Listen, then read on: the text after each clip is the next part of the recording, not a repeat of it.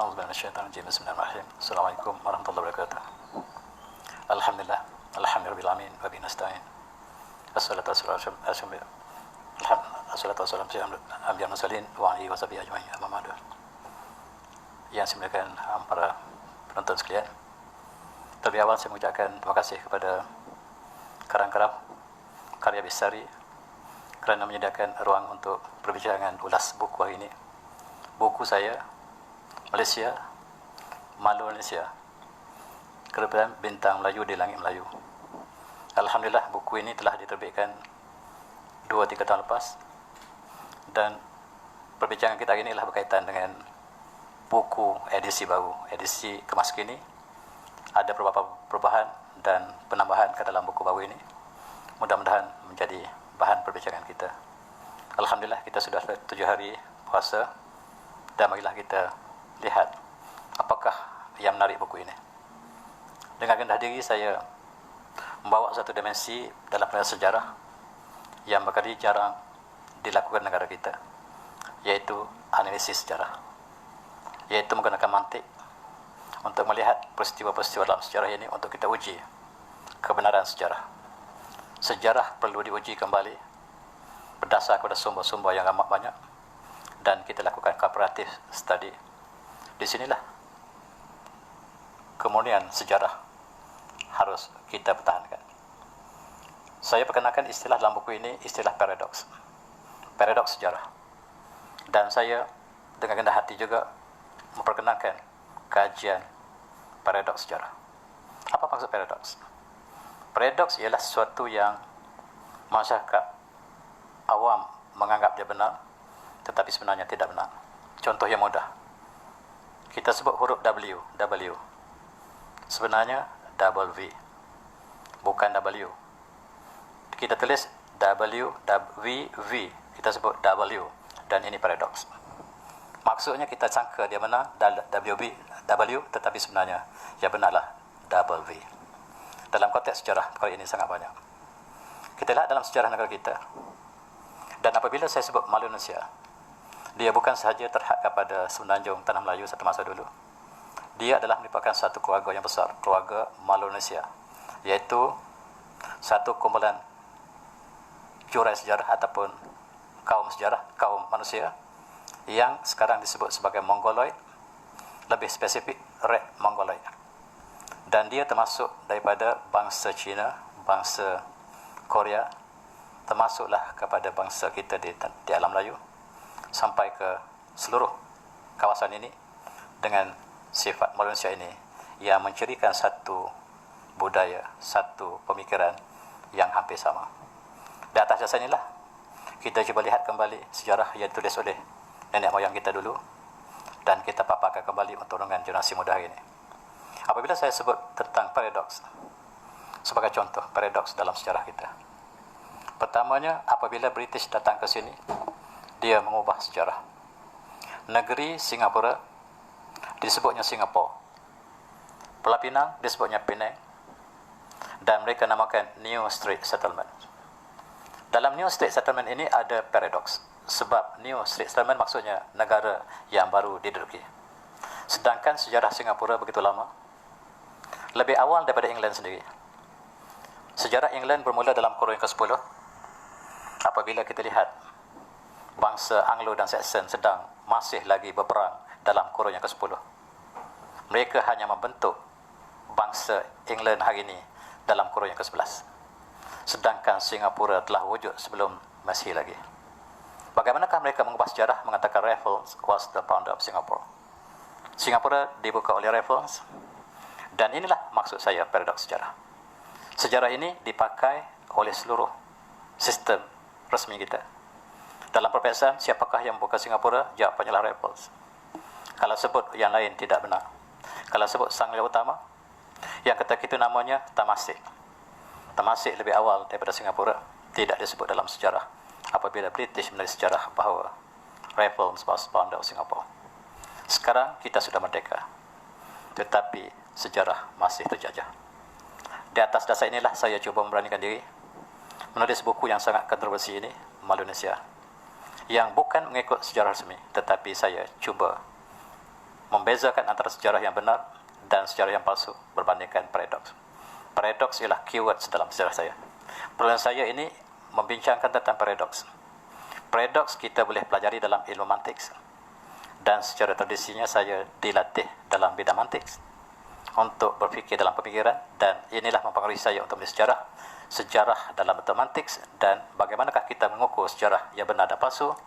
Satu daripada kaedah ialah menggunakan, ketika Raffles sampai ke Singapura, umpamanya dia mengatakan the ancient city of Singapore, dan dia menyebut bahawa Singapura adalah kota yang besar sebelum ini. Bahkan dia menjangkakan, Raffles menulis dalam bukunya, mengatakan saya menjangkakan Singapura ialah bandar yang disebut Zabash oleh Ptolemy. Maksudnya dalam kurun pertama, Zabash ialah sebuah bandar yang besar yang disebut oleh Raffles sebagai Singapura. Ketika itu England belum ada. Bagaimanakah bayi menyambut kedatangan, menyambut kelahiran bidannya? Tidak mungkin. Tidak mungkin bayi menyambut kedatangan bidannya. Dan itulah yang berlaku dalam sejarah kita. Dan satu bab saya menceritakan tentang paradoks sejarah. Untuk kita renung kembali, untuk ahli sejarah, peminat sejarah, bahkan kita semua, identiti kita adalah sejarah. Orang yang tak ada sejarah ialah orang pelarian sejarah, orang yang tidak ada identiti. Begitu juga kita lihat dalam konteks Pulau Pinang. Paradoksnya ialah disebut dalam sejarah negara kita dibuka oleh Francis Light, sedangkan namanya Pulau Pinang. Tidak mungkin sekiranya Pulau Pinang dibuka oleh Raffles, namanya Pulau Pinang. Barangkali namanya Light Island, barangkali Solomon Island dan lain-lain, tetapi namanya kekal Pulau Pinang. Ini menunjukkan paradoks dalam sejarah. Bahkan kalau kita kembali ke zaman yang silam, kita lihat bahawa Kedah, Pulau Pinang lah di bawah sebahagian daripada kerajaan Kedah yang ada hubungan dengan Osmaniyah. Kita lihat bagaimanakah penduduk daripada seluruh alam Melayu datang untuk bersama-sama berjuang bersama dengan pejuang-pejuang petani yang dipimpin oleh Osmaniyah. Osmaniyah mengumpul seluruh umat Islam untuk berjuang di petani. Tetapi sayang tuan-tuan, dalam sejarah negara kita yang kita sekasihi ini, tidak muncul sejarah yang sangat penting, ialah Osmaniyah. Osmaniyah yang menjadikan alam Melayu sebagai wilayahnya, melantik gubernurnya di sini, dan Sultan Mansur Shah dilantik sebagai gubernur kerajaan Osmaniyah. Tetapi dalam sejarah Melayu tidak pernah disebut bahawa Melaka ialah Osmaniyah. Sedangkan bendera Melaka ialah bendera Osmaniyah, bendera Aceh adalah bendera Osmaniyah sampai hari ini. Bendera Osmaniyah adalah bulan dan bintang yang digunakan kemudian sebagai simbol Islam itu sendiri. Setiap masjid ada bulan bintang, itu maksudnya Osmaniyah. Begitu besar pengaruh Osmaniyah dan negara kita, tetapi tidak ada satu baris pun sejarah, dan inilah paradoks. Saya cuba tunjukkan sejarah Osmaniyah dan peranan yang penting yang tidak disebut oleh penjajah, tidak disebut oleh penulis sejarah negara kita sendiri. Dan apakah sebab sejarah Melayu yang dianggap sebagai karya agung Melayu sejarah tidak menyebut satu episod yang besar bahawa Melaka adalah Osmaniyah? Sedangkan senjata Melaka adalah senjata Osmaniyah, bendera Melaka adalah bendera Osmaniyah. Sultan Mansur Shah dilantik sebagai gubernur oleh Osmaniyah, dan tentera Osmaniyah berada di Melaka, berada di alam Melayu, dan membina kekuatan tentera, termasuklah yang disebutkan tadi Pulau Pinang. Dan ketika itu berada di bawah Kedah, maka Pulau Pinang dianugerahkan kepada umat Islam yang berjuang menentang petani oleh Sultan Kedah. Dan kebanyakan orang Minangkabau ialah orang yang mendiami Pulau Pinang sebelum datang Francis Light. Tetapi sayang, sejarah dipadamkan. Paradoksnya ialah Francis Light membuka Pulau Pinang. Dan disitulah kita lihat paradoks yang banyak bertimpa-timpa. Negara kita sudah merdeka dan sejarah harus dimerdekakan. Dan kita lihat bagaimanakah ketika Sultan Mahmud jiwa, undang-undang Islam telah dilaksanakan di bawah qadi yang sangat-sangat berwibawa, iaitu ayah kepada Syekh Abdul Samad Al-Palambani, dan kemudian diganti oleh Syekh Muhammad Abdul Samad Al-Palambani. Abdul Samad Al-Palambani namanya Palembang tetapi orang Kedah. Dan ketika itulah dia dilantik oleh Osmaniyah sebagai komander tentera untuk menentang tentera Boda, iaitu bangsa Thai yang telah masuk mengambil negeri Melayu bernama Komojodesa. Thailand mengambil Komojodesa yang akhirnya satu kawasan Melayu yang besar bernama Kemajuan Desa telah jatuh ke tangan kaum Mongolia, iaitu kaum Tai. Tai ialah kaum Mongolia. Kemudian kita jatuh campa sekali lagi. Kita jatuh kepada campa kepada kerajaan yang bernama Kerajaan Biak. Biak adalah orang Mongolia, yang akhirnya negara Melayu campa telah jatuh, Kamboja telah jatuh. Maka pejuang-pejuang Islam di seluruh dunia di bawah pimpinan Osmaniyah menghantar tentera untuk menentang musuh. Tetapi sejarah dalam negara kita tidak pernah, ahli sejarah kita yang setahu saya menyebut bahawa Kedah sebahagian daripada Osmaniyah. Tidak pernah. Lihatlah kembali solat sejarah Osmaniyah. Sebab kita hanya menulis daripada satu sudut, dan sudut itulah yang menjadi sejarah resmi negara kita.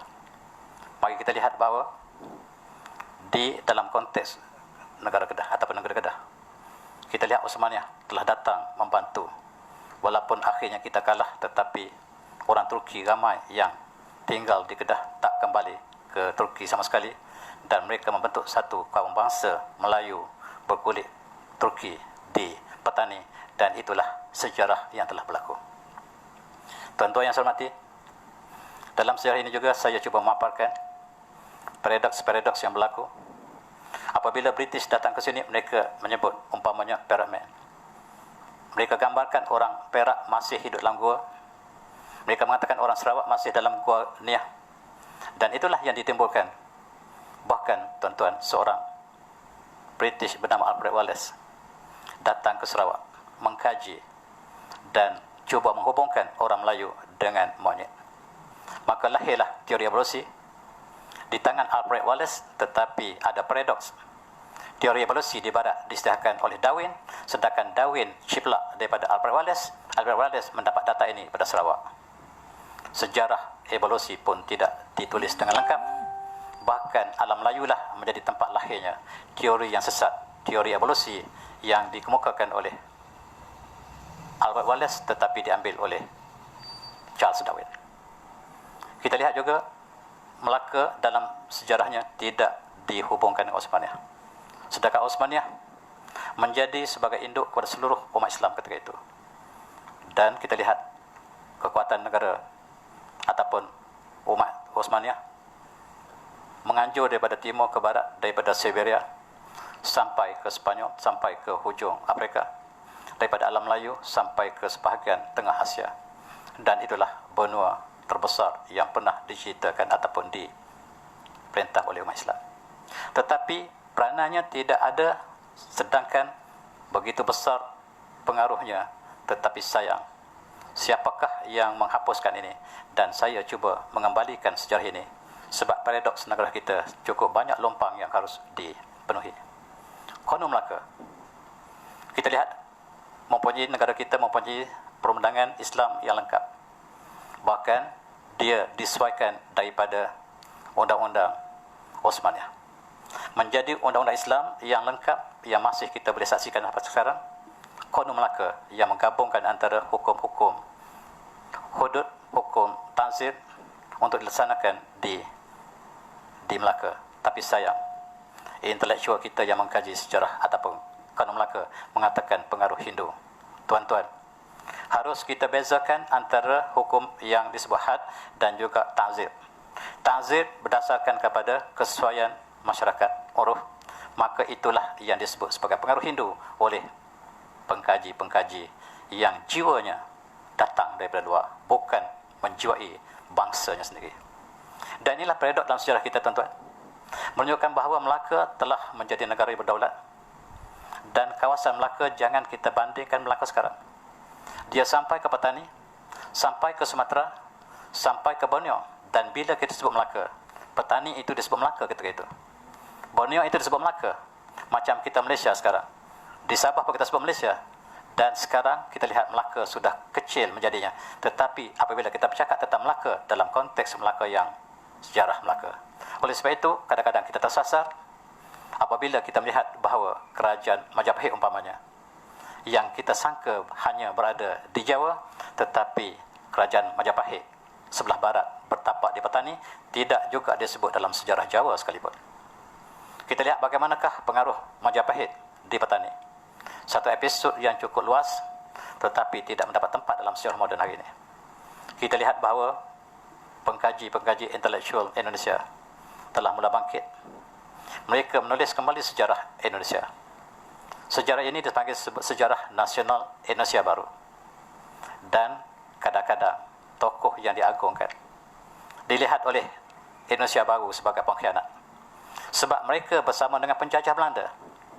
Sebagai contoh, Kartini dianggap sebagai seniwati ataupun sebagai Serikandi Jawa. Tetapi sejarah baru menunjukkan bahawa dia adalah ejen kepada Senok Onje. Dia adalah hubungan rapat dengan Belanda dan dialah membawa pahaman liberal yang awal ke Jawa. Tetapi hari ini apabila kita mengkaji dalam sejarah yang benar, kita dapati bahawa tokoh seperti Kartini tidak lagi diagungkan, tetapi tokoh yang membawa reformasi pemikiran pada zaman yang silam kepada zaman Islam yang agung seperti mana yang dibawa oleh Rahmah Al-Yunusi. Maka Rahmah Al-Yunusi telah muncul sebagai heroin baru Indonesia hari ini, menggantikan Kartini, dan nasib yang sama akan berlaku negara kita. Tuan-tuan yang saya hormati, sejarah negara kita akan bertukar. Sekiranya kita kembali pada sumber-sumber yang asal kita, dan siapakah yang menjadi pejuang kepada negara kita, dan siapakah yang menjadi petualang yang kadang-kadang dalam paradoksnya mereka dianggap sebagai hero negara kita. Kita lihat dalam konteks ini tuan-tuan, saya cuba membandingkan banyak sumber dalam penulisan saya ini. Saya mengambil sumber Islam sebagai asas untuk melakukan kesimpulan, dan saya tidak percaya pada sumber orientalis. Walaupun saya membincangkan dalam buku ini beberapa manuskrip yang saya anggap autentik untuk kita melihat sejarah alam kita sendiri. Antaranya yang saya rujuk ialah tulisan seorang ulama ataupun seorang intelektual Mesir bernama Saleh Jaudat. Dia mencatatkan sejarah negara Melayu kita dengan karyanya bernama Ummah Al-Melayu. Ummah Melayu ditulis dalam tahun 1900 ketika negara kita dijajah oleh British. Dan dalam tulisan ini dia sangat sedih sebab kebanyakan bangsawan Melayu bersama dengan British. Mereka sangka mereka berjuang untuk negara mereka, tetapi sebenarnya mereka berjuang untuk penjajah. Mereka bersama dengan penjajah menjadi tali barut penjajah, bekerja sebagai mata-mata penjajah. Mata-mata maksudnya ialah spy, dan menjadi tentera British. Ini tulis oleh Saleh Jaudat, dan dia cukup heran kenapakah orang Melayu begitu patuh kepada penjajah. Apakah dia tidak sedar bahawa negaranya di bawah penjajahan? Dan itulah tulisan yang cukup mengisahkan umat Melayu, dan saya jadikan ini bab pertama buku saya. Kemudian saya juga melihat dari segi tarikh petani yang diungkap oleh ulama kita, namanya Syekh Faqih Ali, yang ditulis sekitar kurun yang ke-15, lebih awal daripada sejarah Melayu Tun Silana. Tetapi kenapakah buku ini tidak muncul dalam sejarah induk negara kita? Sebab dia melihat dalam sumbu yang berbeza. Tarikh petani menunjukkan bahawa Islam telah sampai ke petani sejak zaman awal. Bahkan sebelum Islam lagi, didapati bahawa orang Arab telah sampai ke petani.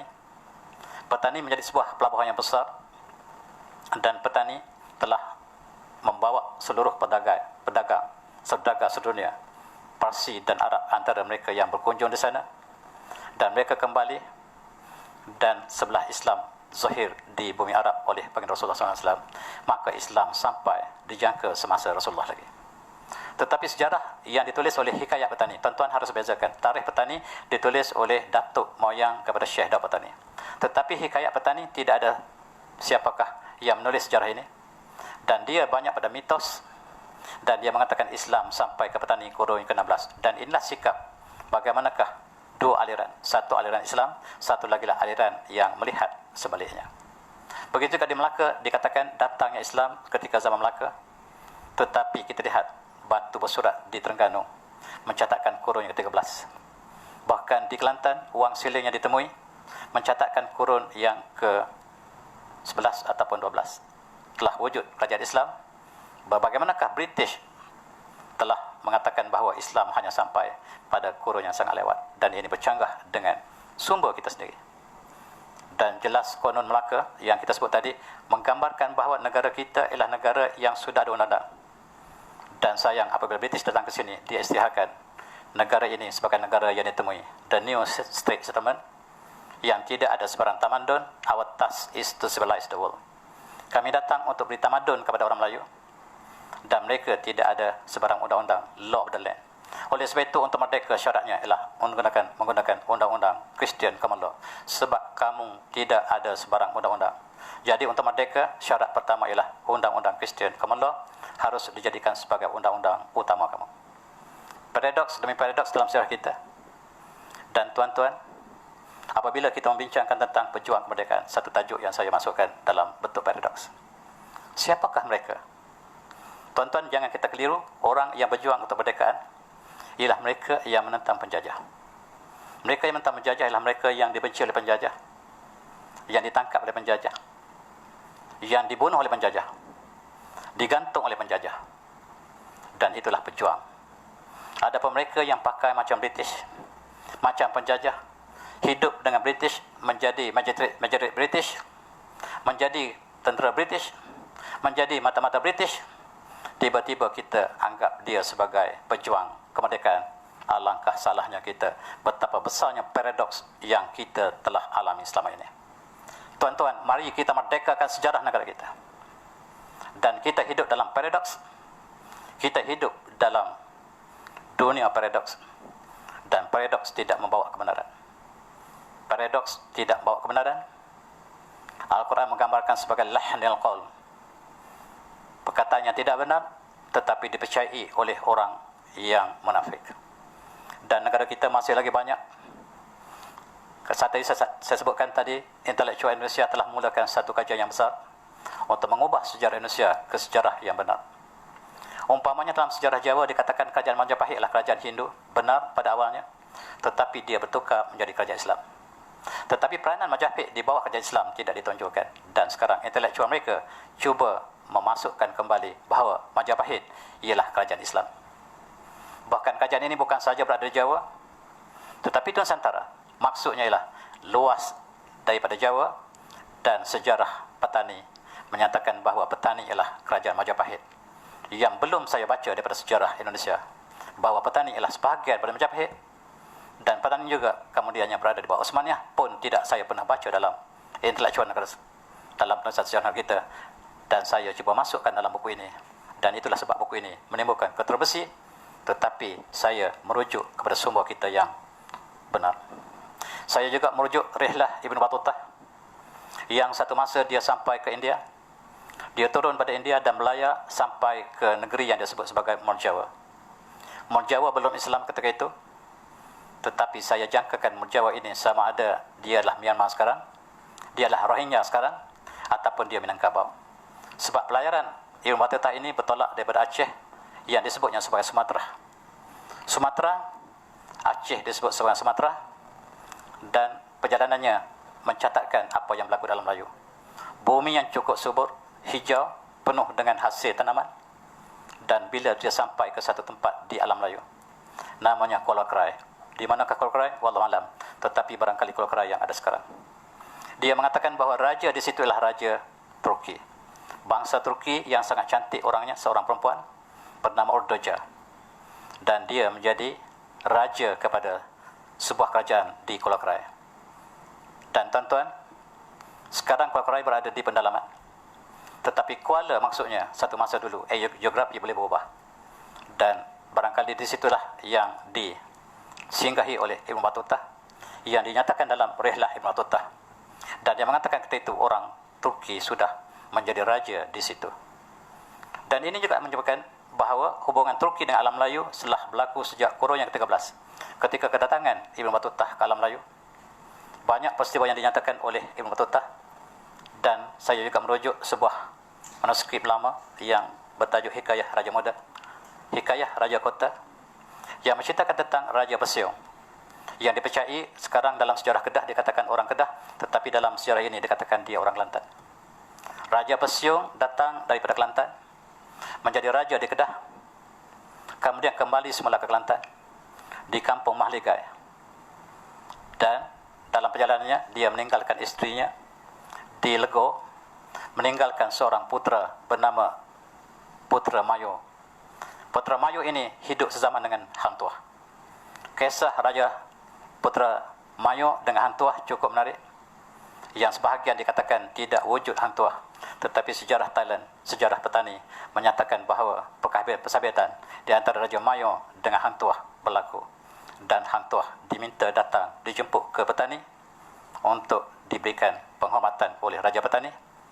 Dan kita lihat di Gresik ada Telaga Hang Tuah, di Melaka ada Perigi Hang Tuah, tetapi di Petani ada Telaga Hang Tuah. Dalam sejarah Melayu dikatakan Hang Tuah berguru dengan Adiputra di Gunung Ledang. Sejarah Petani mengatakan Hang Tuah berguru dengan Adiputra di Gunung Panah. Dan tuan-tuan, yang manakah benar? Kita lihat yang catatan Perani lebih tepat. Sebab kubur Adiputra berada di Gunung Panah sekarang. Sekarang kubur Adiputra, nama sebenarnya adalah Syekh Hasanuddin, pakcik kepada Wali Songo yang pertama. Dan dialah yang menjadi guru Hang Tuah, bukan di Gunung Ledang, tetapi inilah kita lihat kajian arkeologi sejarah membuka satu ruangan sejarah yang barangkali tidak popular negara kita, dan saya cuba perkenalkan satu kajian arkeologi sejarah yang kita lihat sejarah dalam bentuk arkeologi. Dalam konteks gunung tadi, maka Bukit Panah ataupun sekarang disebut Bukit Panau lebih dekat kepada sejarah Hang Tuah. Dan Hang Tuah dalam sejarah mengatakan dia menggunakan kapak dan menentang Lanun yang menggunakan kapak, dan kapak ini lebih dikenali di Patah Timur daripada di Patah Barat. Tuan-tuan yang saya hormati, oleh sebab itu kita lihat dalam sejarah yang saya cuba tunjukkan ini, sejarah-sejarah yang sebutkan tadi, termasuk tulisan ulama kita bernama Tuhfah Al-Muhajidin. Tuhfah Al-Muhajidin ini ditulis oleh Syekh Zainuddin Al-Mabari, seorang ulama kita daripada India, yang permulaan datang Portugis ke alam Melayu. Mereka sangka bahawa alam Melayu tidak ada apa kepentingan. Mereka sangka Islam bertumpu di negara Arab. Tetapi alangkah malang, alangkah terperanjat mereka.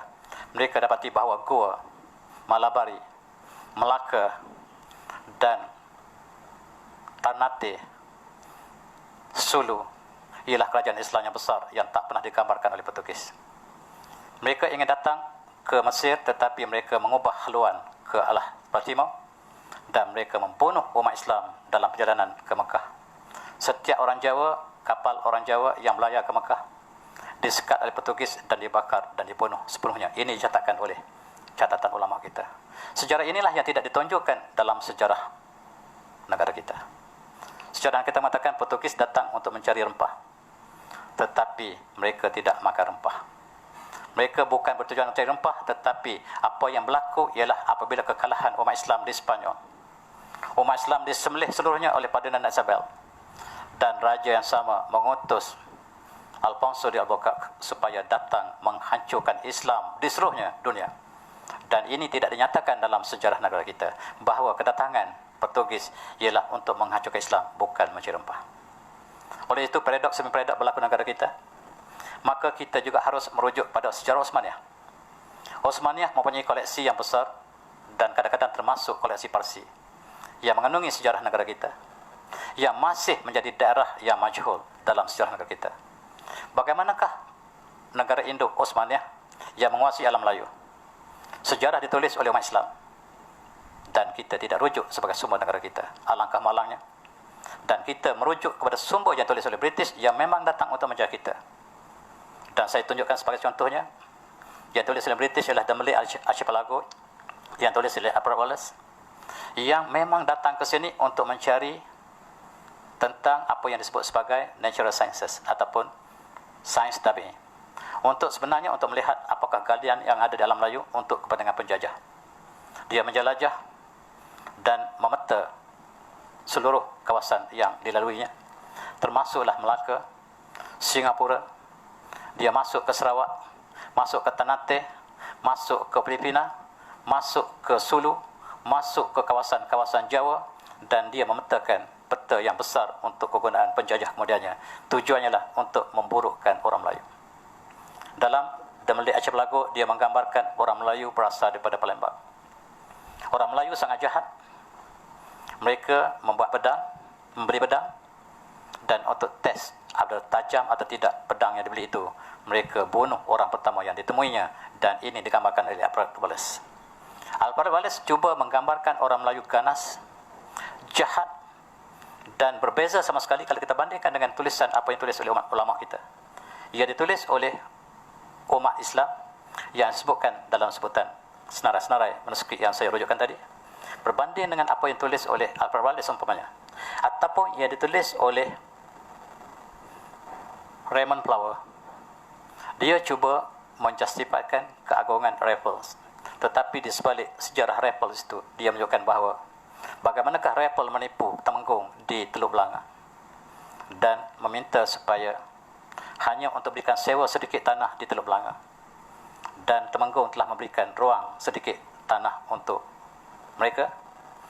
Akhirnya mereka datang menggantikan Sultan Zaman Ahmad Azam, diganti dengan Sultan Husain, dan kemudian jatuh kerajaan Sultan, dan Sultan Husain dipecat dan dia isytiharkan Singapura dia yang temui. Ini paradoks sejarah kita. Singapura, sekarang orang sebut Singapura, tidak tepat. Kita tidak boleh ubah nama. Kalau namanya Singapura, Singapura. Bahkan Raymond Flower masih menyebut Singapura. Dan apabila British datang ke sini, mereka sebut Singapura supaya hilang pura itu. Singapura maksudnya kota singa, tetapi Singapura maksudnya lah lubang singa, yang tidak ada hubungan sama sekali. Mereka tidak sebut singa, mereka sebut Singapura. Mereka sebut Singapura, bukan Singapura. Dan dalam nama ada identiti. Itu sebab orang Yahudi mengubah nama Rasulullah. Nama Muhammad ditukar menjadi Pericles, lain tukar menjadi Pericletes, maksudnya yang terpuji. Dan sekarang yang ada dalam Bible mereka ialah Comforter. Cuba bayangkan, daripada Muhammad menjadi Comforter yang ada sekarang, sebab mereka telah terjemah nama. Nama tidak boleh terjemah, nama tidak boleh ditukar. London tidak boleh disebut Londang. Saya pernah berada di sana, belajar di sana. Satu hari saya pergi ke London. Bila balik, profesor saya tanya, "Where you be, Mr. Fahim?" "I went to Londang, sir." "No, it's not Londang, it's London." Dia marah saya sebut Londang. Sebenarnya saya sengaja untuk tunjuk sikapnya. Bila kita ubah Londang kepada London kepada Londang, dia marah berapi-api. Tetapi dia sebut Singapura, Singapura menjadi Singapura, Singapura menjadi Singapura, Pulau Pinang menjadi Penang, Kelang menjadi Kelang, dan sebagainya. Dan identiti kita telah hilang sama sekali. Dan inilah saya tulis, tuan-tuan, apabila mereka juga menulis buku, Edmund menulis buku bertajuk Malaysia Direct and Indirect Rules, dan dia telah menulis tentang bagaimanakah sikap British menjajah alam Melayu. Malaysia di sini, kebetulannya kita namakan tanah Melayu ini sebagai Malaysia, kemudiannya digunakan oleh penulis ini dalam bukunya Malaysia Direct and Indirect Rules, yang maksudnya ialah penjajahan British. Penjajahan British dalam Melayu hanya berumah dengan anak Melayu. Maksudnya dia tujukan kepada tanah Melayu. Bahawa ini ada dalam satu seminar, dia mengatakan bahawa British tidak masukkan tanah Melayu. Bila dia sebut Malaysia, saya nak beritahu beliau bahawa British tujukan pada tanah jajahannya dalam Melayu, iaitu Burma dan alam Melayu. Apabila dia letakkan sikap dia kepada Raja Melayu, Islam, maksudnya lah alam Melayu sepenuhnya. Harus kita membacanya between the lines. Dan itu sebab apabila kita membandingkan antara sejarah murni umat Melayu, umat Islam, berbanding dengan penjajah, berbeza sama sekali. Dan selain daripada itu, tuan-tuan, kita juga boleh rujuk catatan yang dilakukan oleh Cina, pelayar Arab yang datang sebelum Islam dan selepas Islam, mencatatkan bahawa bumi ini bumi yang sangat istimewa. Ptolemy umpamanya mencatatkan kita sebagai semenanjung emas, dan mereka mencari Garden of Eden. Garden of Eden dari segi orang Kristian ialah tempat di mana Adam and Eve, di mana Adam dan Hawa tinggal sebelum ke sini. Mereka mengatakan mereka tinggal di sebelah timur. Dalam Islam, Adam dan Hawa berada di syurga, bukan di bumi. Tetapi orang Kristian percaya syurga itu berada di bumi, dan dia percaya bahawa syurga itu berada di negara kita yang dinamakan sebagai semenanjung emas. Itu disebut oleh Ptolemy. Ptolemy melukis peta yang pertama negara kita. Peta ini cukup menarik, dan peta ini dilukis berdasarkan astronomi, berdasarkan pada ilmu falak, dan dia lukis antara tanah Melayu dengan Sumatera satu bumi, satu tanah. Termasuklah Kepulauan Riau, Singapura berada dalam satu bumi.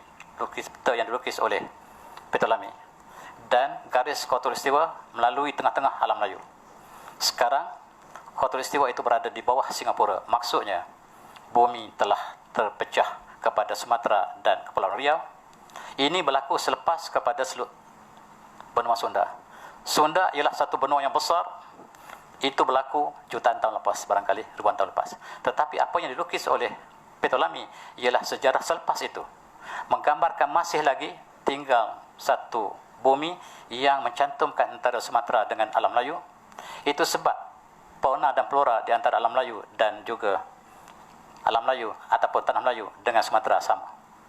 Sama sebab kita satu tanah, dan dibuktikan dengan kajian arkeologi, geologi, dan itulah yang saya cuba masukkan di antara kajian sejarah tadi, masuk dengan kajian yang ditulis oleh umat Islam dibandingkan dengan catatan yang dilakukan oleh penjajah dan juga oleh penulis lain.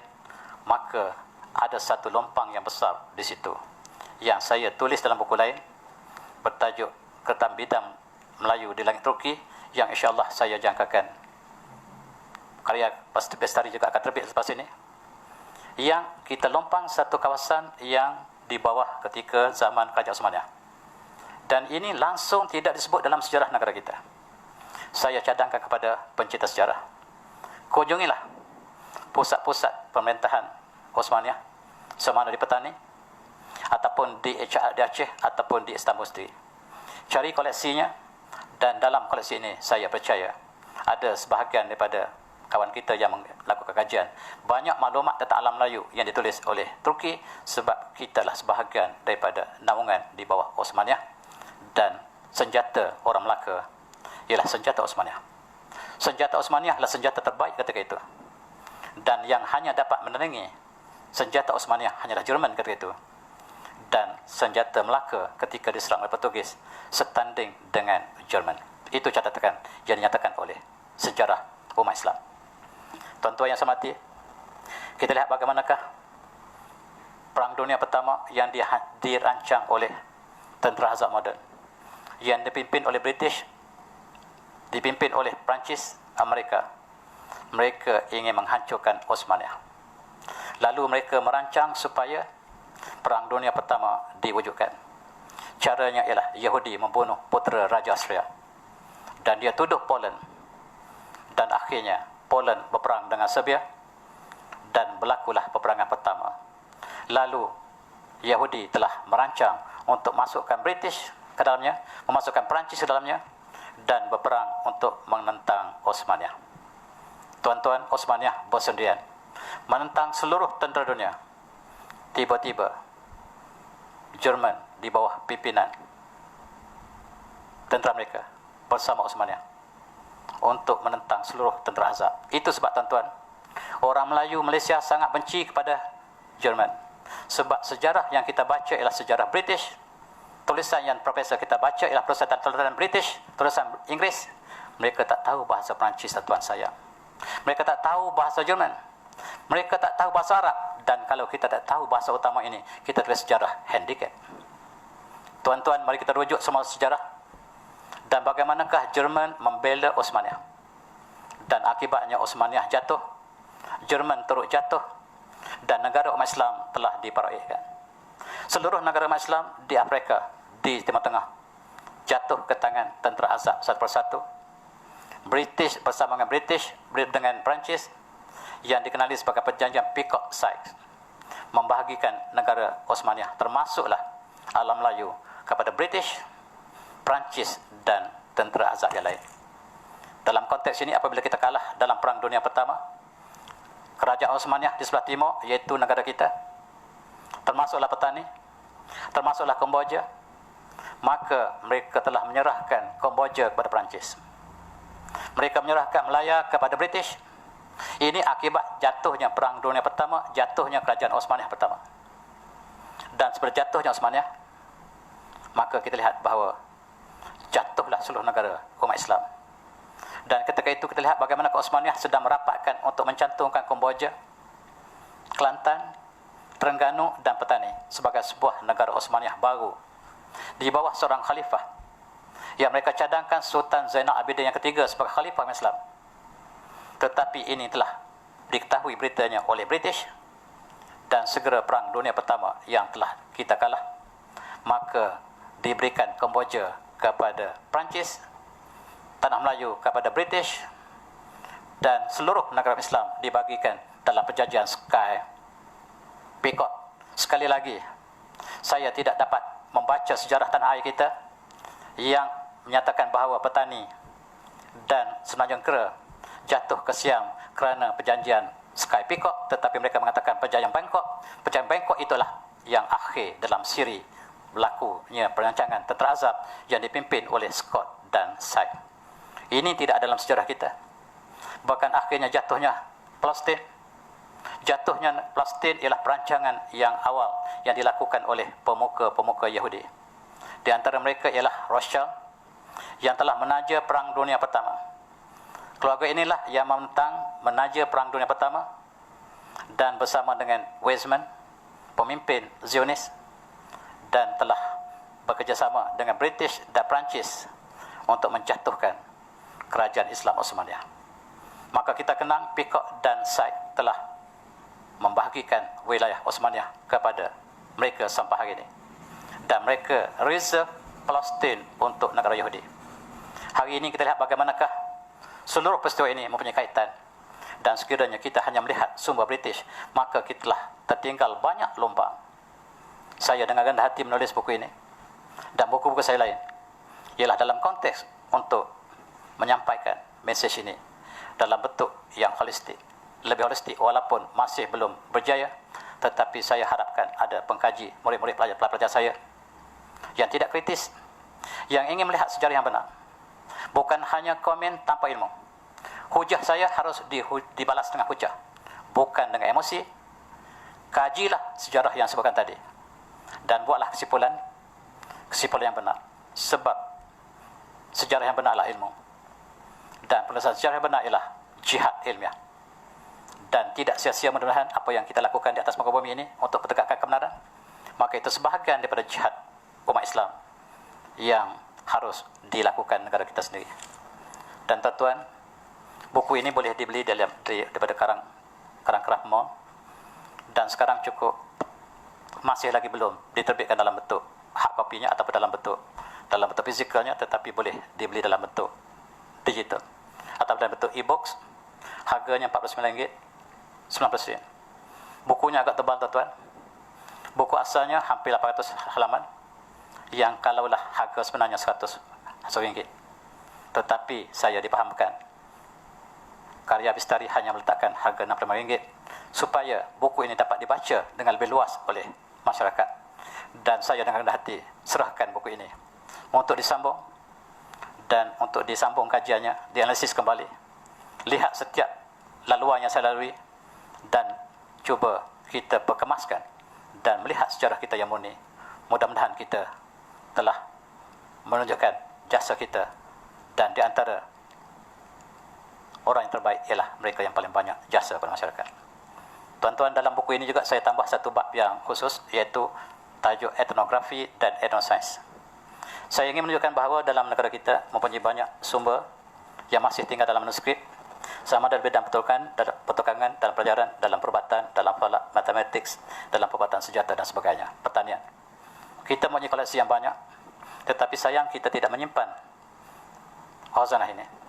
Tetapi khazanah ini telah dikumpulkan kembali oleh kerajaan Osmaniyah. Osmaniyah baru sedar bahawa alam Melayu adalah sebuah negara rantau di bawah pemerintahannya. Dan zaman moden ini, Menteri Kebudayaan Turki telah datang ke petani dan memberikan sumbangan untuk mengumpul seluruh karya yang ditulis oleh ulama Melayu, supaya ini ialah sebagai satu sumber sejarah keagungan Osmaniyah. Apa yang berlaku dalam Melayu dianggap oleh Turki moden hari ini sebagai sumbangan Osmaniyah, tetapi orang Melayu sendiri tidak pernah identify mereka sebagai Osmaniyah. Dan inilah berjayanya British untuk memisahkan kita daripada induk Osmaniyah, termasuk dalam budaya, dalam ilmu, dalam perundangan, budaya dan sebagainya, dan kita terpisah begitu lama sehingga tuan-tuan, sehingga kurun yang ke-20 masjid di Malaysia membaca khutbah bukan berdoa pada sultan kita, tetapi pada Sultan Osmaniyah. Tuan-tuan boleh semak, umpamanya di Kota Baru, Masjid Muhammadi membaca doa kepada Sultan Osmaniyah sampailah tahun 1930. Di Selangor juga membaca doa kepada Sultan Osmaniyah. Begitu juga di Johor, bahkan di Indonesia tuan-tuan, di Jawa, mereka membaca doa kepada Sultan Osmaniyah sampai tahun 60-an, dan sekali-sekala mereka keluarkan bendera Osmaniyah pada hari raya mereka. Sebagai simbol Islam, sebenarnya bendera itulah bendera Osmaniyah, sebagai satu daripada sejarah yang pernah ditinggalkan oleh satu tamadun Islam yang besar yang bernama Osmaniyah, yang tidak banyak dibincangkan dalam sejarah moden. Dan saya dengan rendah diri memasukkan sebahagian daripada sejarah ini. Dan ulama-ulama kita di bawah Osmaniyah seperti Syekh Nawawi Al-Bantani, orang Jawa, yang telah menulis lebih 100 buah kitab yang barangkali hanya dikaji sebahagiannya. Begitu juga Syekh Ahmad Al-Fatani yang berlindung di bawah Osmaniyah. Begitu juga Syekh Ahmad Al-Khatib Amin Langkawi yang berlindung di bawah Osmaniyah, yang bergiat di Mekah. Dan ulama-ulama kita, tulisan mereka tersebar seluruh dunia. Cukup menarik. Tulisan mereka ini boleh dapat di London. Boleh kita dapati di London, tetapi tidak dapat di mana-mana pun di negara alam Melayu kita. Maksudnya kita tidak menyimpan warisan kita sendiri. Bahkan apa yang dilakukan di Patani dengan pertolongan Turki moden, mereka telah membentuk satu pustakaan besar untuk menyimpan seluruh tulisan ulama kita yang diidentifikasi oleh Turki sebagai sejarah Osmaniyah di alam Melayu. Sedangkan kita tidak pernah menyebut Osmaniyah sebagai induk negara kita, dan kita mengatakan kerajaan Melayu Melaka, tetapi kita tidak pernah menyebut kerajaan Melayu Melaka Osmaniyah. Kerajaan Aceh Osmaniyah, kerajaan Maluku Osmaniyah, kerajaan Ternate Osmaniyah, kerajaan Mempawah Osmaniyah, kita tak pernah sebut. Kita sebut kerajaan Mempawah, kerajaan Brunei, kerajaan Melaka, tak pernah kita hubungkan dengan Osmaniyah, sedangkan Osmaniyah tak pernah meninggalkan kita. Dan saya begitulah barangkali tuan saya berhenti di sini. Saya tidak sempat membaca komen-komen yang kalau ada tuan-tuan sebutkan, tapi tuan-tuan kembalilah pada buku itu. Dan dengan ikhlas tuan-tuan nilai, bukan dengan emosi, maka harus kita tegakkan kebenaran sejarah. Sejarah ialah jihad ilmiah yang harus kita lakukan setiap masa ketika. Saya sudah ini, wabillahi taufiq. Assalamualaikum warahmatullahi wabarakatuh. Alhamdulillah.